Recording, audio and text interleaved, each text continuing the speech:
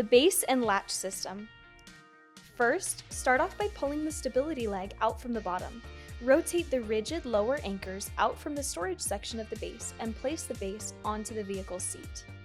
Use those rigid lower anchors to attach the base securely to the vehicle seat until the indicators turn from red to green. Now push the base into the crease of the vehicle seat so that the anti-rebound panel is flush against the seat. Extend the load leg to the floor of the car until it locks and the indicator turns from red to green.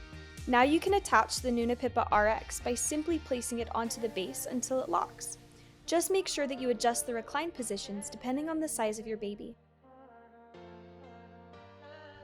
The base and seat belt.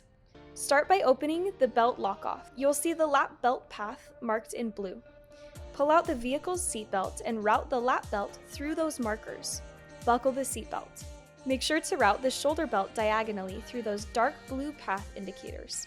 Pulling out all the slack, then close the belt lock-off. Lock the seat belt itself and check your installation to make sure the car seat does not move more than an inch from the seat. Now you can attach the Nuna PIPA RX by simply placing it onto the base until it locks.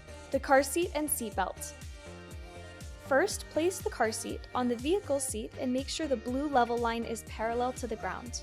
Next, pull the vehicle seatbelt out and thread it through the seatbelt guide on the side of the car seat. Pull it through to the other seatbelt guide on the opposite side of the car seat and buckle it into place. For additional security, use the European belt path located on the back of the car seat. To use it, pull out the shoulder belt and pull it through the back of the car seat.